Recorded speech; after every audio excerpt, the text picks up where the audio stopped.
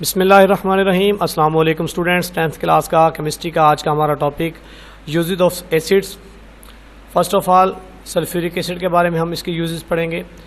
It is use to manufacture the fertiliser, यानी कि खादें बनाने के लिए काम आते हैं। अमोनियम सल्फेट बनाने के काम आते हैं। कैल्शियम सुपर फास्फेट बनाने के काम आते हैं। एक्सप्लोजिव होते हैं, मतलब कि ये धमाका खेज अशिया बनाने के काम भी आएंगे। पेंट्स में, डाइज में, ड्रग्स वगैरह में इनका बहुत ज़्यादा यूज़ है। It is also use as an electrolytes in lead storage battery. Lead storage battery के अंदर ये इलेक्ट्रोलाइट के तौर पर काम करते हैं। ये इसीलिए हमने ये भी पढ़ा था कि एसिड जो होते हैं ये अपने कंसनट्रेटेड फॉर्म में इलेक्ट्रिसिटी के अच्छे कंडक्टर होते हैं। तो जो हमारे घरों में लेड स्टोरेज बैटरीज यूज़ होती हैं उनके अंदर जो है वो जो एसिड होता है वो सल्फ्यूरिक एसिड होता है।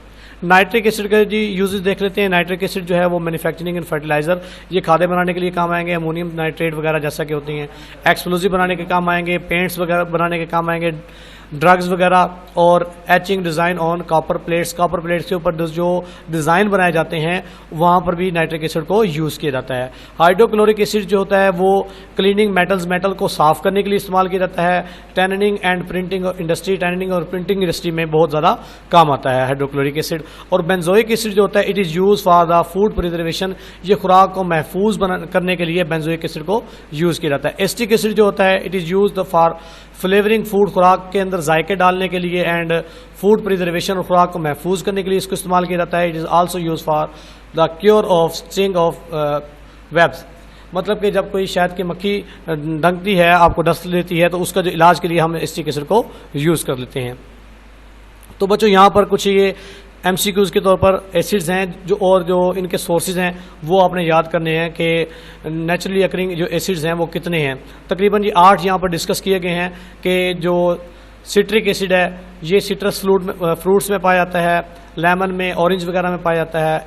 और जो लैक्टिक एसिड है ये सॉल्ट मिल्क में पाया जाता है। फार्मिक एसिड जो है स्टिंग ऑफ बीज एंड आंट्स, यानी कि चोंटी वगैरह के जो डसने के अंदर जो है डंक के अंदर क्या पाया जाता है जी, फार्मिक एसिड होता है। ब्यूटेरिक एसिड जो है वो रेंजिक बटर के अंदर होता है। और जो टाटारिक एसिड है ये टर्माइट्स के अंदर, ग्रेप्स के अंदर, एप्पल्स के अंदर पाए जाते हैं। मैलिक एसिड जो होता है वो एप्पल के अंदर होता है। और जो यूरिक एसिड है ये हमारे यूराइन के अंदर होता है। और जो स्टीरिक एसिड है ये फैट के अंदर पाया जाता है।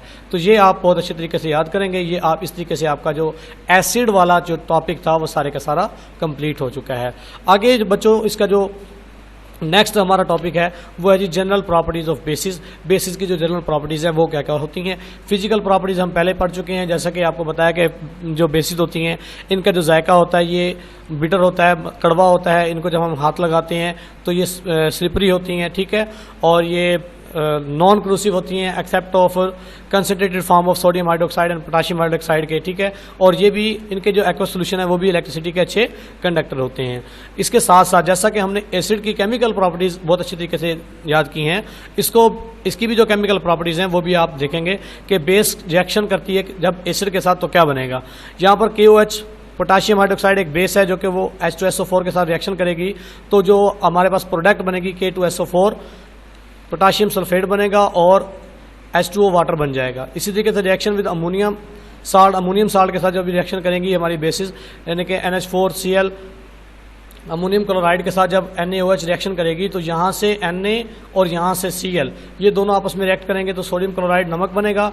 यहाँ से जो है एक H जो है वो इस OH के पास जाएगा तो वाटर बन जाएगा। मजीद जो है NH3 बचेगा तो NH3 अमोनिया के तौर पर यहाँ पर गैस बन के लिबरेट हो जाएगा।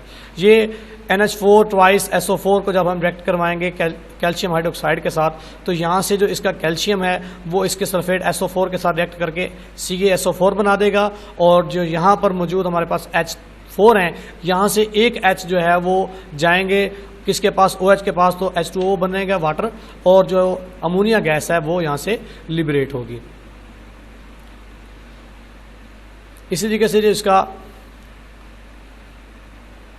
थर्ड पार्ट है कि प्रेसिपिटेशन ऑफ हाइड्रोक्साइड्स कैसे बनते हैं। जब हम किसी भी हाइड्रोक्साइड को रिएक्ट करवाएंगे किसी भी कॉपर सल्फेट के साथ, जैसा कि रिएक्शन हो रहा है, alkalies precipitate insoluble hydroxides when added to solution of salt of a heavy metals, यानी कि जब हम इनके अंदर कोई हैवी मेटल के साल्ट को डालेंगे तो ये प्रेसिपिटेट बनाएंगे। प्रेसिपिटेट वो चीज़ होती है जो कि हलशुदा नहीं होती, ठीक है, मतलब कि जब हम उसको स्टायर करते हैं तो स्टायर करने के बाद वो किसी भी जिस चीज़ के अंदर आपने डाला हुआ है, फर्ज करें टेस्ट ट्यूब में है या आपके पास किसी बीकर में है, तो वो प्रेसिपिटेट बनकर एक गार सी बनकर उसके नीचे बैठ जाएगी।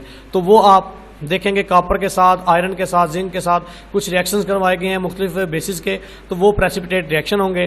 जैसे कि CuSO4 को जब सोडियम हाइड्रोक्साइड के साथ रिएक्ट करवाया जाता है तो CuOH ट्वाइस बनता है जिसका ब्लू प्रेसिपिटेट बनता है और Na2SO4 बन जाएगा।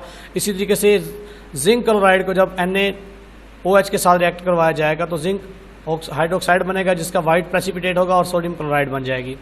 FeCl3 को जब रिएक्ट करवाया जाएगा सोडियम हाइड्रोक्साइड के साथ तो FeOH थ्राइस बन जाएगा, इसका जो प्रेसिपिटेट होगा वो ब्राउन कलर का होगा और सोडियम क्लोराइड साल्ट बनेगा।